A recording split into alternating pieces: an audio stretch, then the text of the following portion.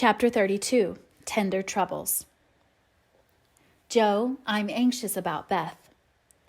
Why, Mother? She has seemed unusually well since the babies came. It's not her health that troubles me now, it's her spirits. I'm sure there is something on her mind, and I want you to discover what it is. What makes you think so, Mother? She sits alone a good deal and doesn't talk to her father as much as she used. I found her crying over the babies the other day. When she sings, the songs are always sad ones, and now and then I see a look in her face that I don't understand. This isn't like Beth, and it worries me. Have you asked her about it? I have tried once or twice, but she either evaded my questions or looked so distressed that I stopped. I never force my children's confidence, and I seldom have to wait for long. Mrs. March glanced at Joe as she spoke, for the face opposite seemed quite unconscious of any secret disquietude but Beth's, and after sewing thoughtfully for a minute, Joe said, I think she is growing up, and so begins to dream dreams and have hopes and fears and fidgets, without knowing why or being able to explain them. Why, Mother, Beth's 18, but we don't realize it and treat her like a child, forgetting she's a woman. So she is. Dear heart, how fast you do grow up, returned her mother with a sigh and a smile. Can't be helped, Marmee, so you must resign yourself to all sorts of worries and let your birds hop out of the nest one by one. I promise never to hop very far, if that is any comfort to you. It's a great comfort, Joe. I always feel strong when you are at home. Now Meg is gone. Beth is too feeble and Amy too young to depend upon, but when the tug comes, you are always ready. Why, you know I don't mind hard jobs much, and there must always be one scrub in a family. Amy is splendid in fine works, and I'm not. But I feel in my element when all the carpets are to be taken up, or half the family falls sick at once. Amy is distinguishing herself abroad, but if anything is amiss at home, I'm your man. I leave Beth to your hands then, for she will open her tender little heart to her Joe sooner than to anyone else. Be very kind, and don't let her think anyone watches or talks about her. If she only would get quite strong and cheerful again, I shouldn't have a wish in the world. Happy woman, I've got heaps. My dear, what are they? I'll settle Bethy's troubles, and then I'll tell you mine. They're not very wearing, so they'll keep. And Joe stitched away with a wise nod, which set her mother's heart at rest about her, for the present at least. While apparently absorbed in her own affairs, Joe watched Beth, and after many conflicting conjectures finally settled upon one which seemed to explain the change in her. A slight incident gave Joe the clue to the mystery, she thought, and lively fancy, loving heart did the rest. She was affecting to write busily one Saturday afternoon when she and Beth were alone together. Yet as she scribbled, she kept her eye on her sister, who seemed unusually quiet. Sitting at the window, Beth's work often dropped into her lap, and she leaned her head upon her hand in a dejected attitude, while her eyes rested on the dull autumnal landscape. Suddenly someone passed below, whistling like an operatic blackbird, and a voice called out, All serene, coming in tonight. Beth started, leaned forward, smiled and nodded, watched the passer-by till his quick tramp died away, and then said softly, as if to herself, How strong and well and happy that dear boy looks. Hum, said Joe, still intent upon her sister's face, for the bright color faded as quickly as it came. The smile vanished, and presently a tear lay shining on the window ledge. Beth whisked it off, and in her half-averted face read a tender sorrow that made her own eyes fill. Fearing to betray herself, she slipped away, murmuring something about needing more paper. Mercy on me, Beth loves Laurie, she said, sitting down in her own room, pale with the shock of the discovery which she believed she had just made. I never dreamed of such a thing. What will Mother say? I wonder if her... There Joe stopped and turned scarlet with a sudden thought. If he should love back again, how dreadful it would be. He must. I'll make him. And she shook her head threateningly at the picture of the mischievous-looking boy laughing at her from the wall. Oh, dear, we are growing up with a vengeance. Here's Meg married and a mamma, Amy flourishing away at Paris, and Beth in love. I'm the only one that has enough sense to keep out of mischief. Joe thought intently for a minute with her eyes fixed on the picture. Then she smoothed out her wrinkled forehead and said with a decided nod at the face opposite, No, thank you, sir. You're very charming, but you've no more stability than a weathercock. So you needn't write touching notes and smile in that insinuating way, for it won't do a bit of good and I won't have it. Then she sighed and fell into a reverie, from which she did not wake till the early twilight sent her down to take new observations, which only confirmed her suspicion. Though Laurie flirted with Amy and joked with Joe, his manner to Beth had always been peculiarly kind and gentle. But so was everybody's. Therefore, no one thought of imagining that he cared more for her than for the others. Indeed, a general impression had prevailed in the family of late that our boy was getting fonder than ever of Joe, who, however, wouldn't hear a word upon the subject and scolded violently if anyone dared to suggest it. If they had known the various tender passages which had been nipped in the bud, they would have had the immense satisfaction of saying, "I told you so." But Joe hated philandering and wouldn't allow it, always having a joke or a smile ready at the least sign of impending danger. When Laurie first went to college, he fell in love about once a month. But these small flames were as brief, as ardent, no damage, and much amused Joe, who took great interest in the alternations of hope, despair, and resignation which were confided to her in their weekly conferences. But there came a time when Laurie ceased to worship at many shrines, hinted darkly at one all-absorbing passion, and indulged occasionally in Byronic fits of gloom. Then he avoided the tender subject altogether, wrote philosophical notes to Joe, turned studious, and gave out that he was going to dig, intending to graduate in a blaze of glory. This suited the young lady better than twilight confidences, tender pressures of the hand, and eloquent glances of the eye, for with Joe, brain developed earlier than heart, and she preferred imaginary heroes to real ones, because when tired of them, the former could be shut up in the tin kitchen till called for, and the latter were less manageable. Things were in this state when the grand discovery was made, and Joe watched Laurie that night as she had never done before. If she had not got the new idea in her head, she would have seen nothing unusual in the fact that Beth was very quiet and Laurie very kind to her. But having given the rein to her lively fancy, it galloped away with her at a great pace, and common sense, being rather weakened by a long course of romance writing, did not come to the rescue. As usual, Beth lay on the sofa, and Laurie sat in a low chair close by, amusing her with all sorts of gossip, for she depended on her weekly spin, and he never disappointed her. But that evening Joe fancied that Beth's eyes rested on the lively, dark face beside her with peculiar pleasure, and that she listened with intense interest to an account of some exciting cricket match, though the phrases "caught off a tice," "stumped off his ground," and "the leg hit for 3" were as intelligible to her as Sanskrit. She also fancied, having set her heart upon seeing it, that she saw a certain increase of gentleness in Laurie's manner, that he dropped his voice now and then, laughed less than usual, was a little absent-minded, and settled the Afghan over Beth's feet with an assiduity that was really almost tender. "Who knows? Stranger things have happened," thought Joe as she fussed about the room. "She will make quite an angel of him, and he will make life delightfully easy and pleasant for the dear, if they only love each other. I don't see how they can help it, and I do believe he would if the rest of us were out of the way."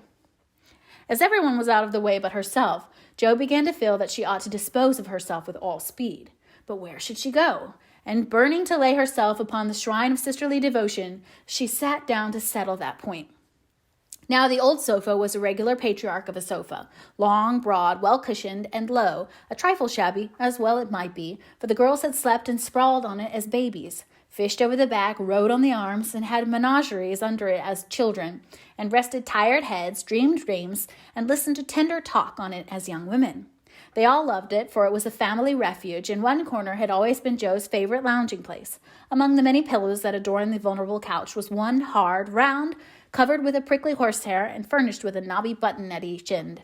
This repulsive pillow was her especial property, being used as a weapon of defense, a barricade, or a stern preventative of too much slumber. Laurie knew this pillow well, and had cause to regard it with deep aversion, having been unmercifully pummeled with it in former days when romping was allowed, and now frequently debarred by it from the seat he most coveted next to Joe in the sofa corner.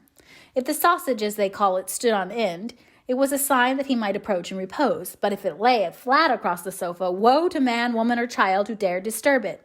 That evening Joe forgot to barricade her corner, and had not been in her seat 5 minutes before a massive form appeared beside her, and with both arms spread over the sofa back, both long legs stretched out before him, Laurie exclaimed with a sigh of satisfaction, "Now this is the filling at the price." "No slang," snapped Joe, slamming down the pillow, but it was too late. There was no room for it, and coasting onto the floor, it disappeared in a most mysterious manner. "Come, Joe, don't be thorny. After studying himself to a skeleton all the week, a fellow deserves petting and ought to get it." "Beth will pet you. I'm busy." No, she's not to be bothered with me, but you like that sort of thing unless you suddenly lost your taste for it. Have you? Do you hate your boy and want to fire pillows at him?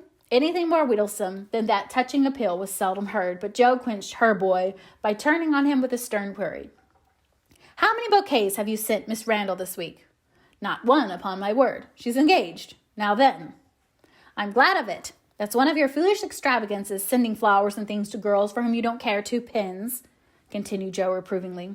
Sensible girls for whom I do care whole papers of pins won't let me send them flowers and things. So what can I do? My feelings need a vent. Mother doesn't approve of flirting, even in fun, and you do flirt desperately, Teddy. I'd give anything if I could answer so do you, as I can't. I'll merely say that I don't see any harm in that pleasant little game if all parties understand that it's only play. Well, it does look pleasant, but I can't learn how it's done. I've tried, because one feels awkward in company not to do as everybody else is doing, but I don't seem to get on, said Jo, forgetting to play mentor. Take lessons of Amy. She has a regular talent for it. Yes, she does it very prettily, and never seems to go too far. I suppose it's natural to some people to please without trying, and others to always say and do the wrong thing in the wrong place. I'm glad you can't flirt. It's really refreshing to see a sensible, straightforward girl who can be jolly and kind without making a fool of herself. Between ourselves, Jo, some of the girls I know really do go on at such a rate I'm ashamed of them. They don't mean any harm, I'm sure, but if they knew how we fellows talked about them afterward, they'd mend their ways, I fancy. They do the same, and as their tongues are the sharpest, you fellows get the worst of it, for you are as silly as they, every bit. If you behaved properly, they would, but knowing you like their nonsense, they keep it up, and then you blame them. Much you know about it, ma'am, said Laurie in a superior tone. We don't like romps and flirts, though we may act as if we did sometimes. The pretty, modest girls are never talked about, except respectfully among gentlemen. Bless your innocent soul, if you could be in my place for a month, you'd see things that would astonish you a trifle. Upon my word, when I see one of those harum-scarum girls, I always want to say with our friend Cock Robin, out upon you, fie upon you, bold-faced jig. It was impossible to help laughing at the funny conflict between Laurie's chivalrous reluctance to speak ill of womankind and his very natural dislike of the unfeminine folly of which fashionable society showed him many samples. Jo knew that young Lawrence was regarded as a most eligible partaby. Worldly mammas was much smiled upon by their daughters and flattered enough by ladies of all ages to make a coxcomb of him, so she watched him rather jealously, fearing he would be spoiled, and rejoiced more than she confessed to find that he still believed in modest girls. Returning suddenly to her admonitory tone, she said, dropping her voice, If you must have a vent, Teddy, go and devote yourself to one of the pretty, modest girls whom you do respect, and not waste your time with the silly ones. You really advise it? And Laurie looked at her with an odd mixture of anxiety and merriment in his face. Yes, I do, but you'd better wait till you are through college on the whole, and be fitting yourself for the place meantime. You're not half good enough for, well, whoever the modest girl may be. And Jo looked a little queer likewise, for a name had almost escaped her. That I'm not, acquiesced Laurie, with an expression of humility quite new to him, as he dropped his eyes and absently wound Jo's apron tassel round his finger. Mercy on us, this will never do, thought Jo, adding aloud, Go and sing to me. I'm dying for some music and always like yours. I'd rather stay here, thank you. Well, you can't. There isn't room. Go and make yourself useful, since you are too big to be ornamental. I thought you hated to be tied to a woman's apron string, retorted Jo, quoting certain rebellious words of his own. Ah, that depends on who wears the apron. And Laurie gave an audacious tweak at the tassel. Are you going? Demanded Jo, diving for the pillow. He fled at once, and in a minute it was well. Up with the bonnets of Bonnie Dundee. She slipped away to return no more till the young gentleman departed in high dudgeon. Jo lay long awake that night and was dropping off when the sound of a stifled sob made her fly to Beth's bedside with the anxious inquiry, What is it, dear? I thought you were asleep, sobbed Beth. Is it the old pain, my precious? No, it's a new one, but I can't bear it. And Beth tried to check her tears. Tell me all about it and let me cure it as often as I did the other. You can't. There's no cure. There Beth's voice gave way, and clinging to her sister, she cried so despairingly that Jo was frightened. Where is it? Shall I call Mother? No, don't call her. Don't tell her. I shall be better soon. Lie down here, and my poor head. I'll be quiet and go to sleep. Indeed, I will. Jo obeyed, but as her hand went softly to and fro across Beth's hot forehead and wet eyelids, her heart was very full and she longed to speak. But young as she was, Jo had learned that hearts, like flowers, cannot be rudely handled, but must open naturally. So though she believed she knew the cause of Beth's new pain, she only said in her tenderest tone, "Does anything trouble you, dearie?" "Yes, Jo," after a long pause. "Wouldn't it comfort you to tell me what it is?" "Not now, not yet." "Then I won't ask. But remember, Bethy, that Mother and Jo are always glad to hear and help you if they can." "I know. I'll tell you by and by." "Is the pain better now?" "Oh, yes, much better. You are so comfortable, Jo." "Go to sleep, dear. I'll stay with you." So cheek to cheek they fell asleep, and on the morrow Beth seemed quite herself again. For at 18, neither heads nor hearts ache long, and a loving word can medicine most ills. But Jo had made up her mind, and after pondering over a project for some days, she confided it to her mother. "You asked me the other day what my wishes were. I'll tell you one of them, Marmee," she began as they sat along together. "I want to go away somewhere this winter for a change." "Why, Jo?" And her mother looked up quickly, as if the words suggested a double meaning. With her eyes on her work, Jo answered soberly, "I want something new. I feel restless and anxious to be seeing, doing, and learning more than I am. I brood too much of the time over my own small affairs and need stirring up. So as I can be spared this winter, I'd like to hop a little way and try my wings." "Where will you hop?" "To New York. I had a bright idea yesterday, and this is it. You know Mrs. Kirk wrote you for some respectable young person to teach her children and sew. It's rather hard to find just the thing, but I think I should suit if I tried." "My dear, go out to service in that great boarding house?" And Mrs. March looked surprised but not displeased. "It's not exactly going out to service, for Mrs. Kirk is your friend, the kindest soul that ever lived, and would make things pleasant for me. I know. Her family is separate from the rest, and no one knows me there. Don't care if they do. It's honest work, and I'm not ashamed of it." "Nor I, but you're writing." "All the better for the change. I shall see and hear new things, get new ideas, and even if I haven't much time there, I shall bring home quantities of material for my rubbish." "I have no doubt of it, but are these your only reasons for this sudden fancy?" "No, Mother. May I know the others?"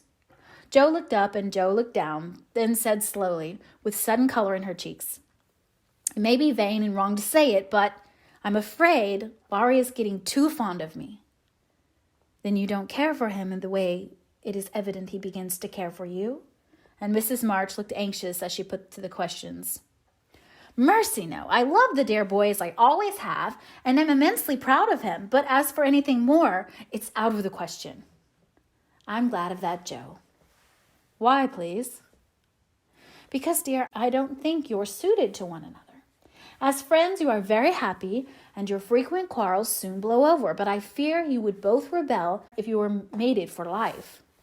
You are too much alike and too fond of freedom, not to mention hot tempers and strong wills, to get on happily together in a relation which needs infinite patience and forbearance, as well as love." "That's just the feeling I had, though I couldn't express it.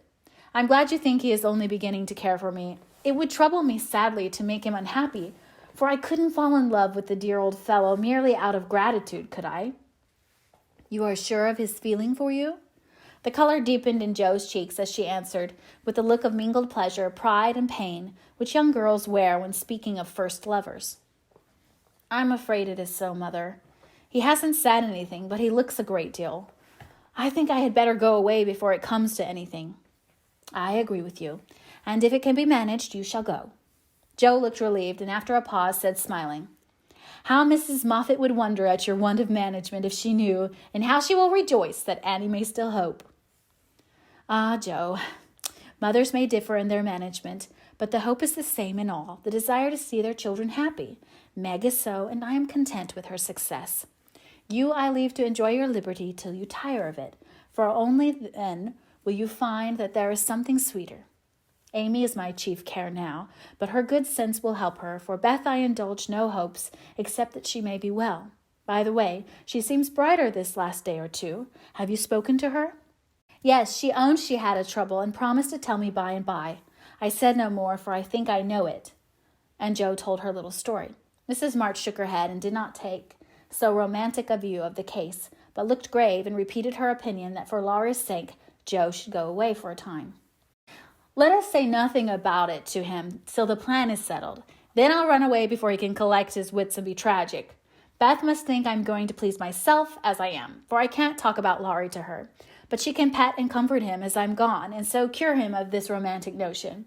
He's been through so many little trials of the sort, he's used to it, and will soon get over his lovelornity. Jo spoke hopefully, but could not rid herself of the foreboding fear that this little trial would be harder than the others, and that Laurie would not get over his lovelornity as easily as heretofore.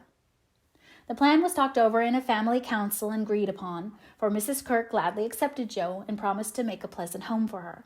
The teaching would render her independent, and such leisure as she might be made profitable by riding, while the new scenes in society would be both agreeable and useful. Jo liked the prospect and was eager to be gone, for the home nest was growing too narrow for her restless nature and adventurous spirit. When all was settled, with fear and trembling, she told Laurie, but to her surprise he took it very quietly. He had been graver than usual of late, but very pleasant, and when jokingly accused of turning over a new leaf, he answered soberly, "So I am, and I mean this one shall stay turned."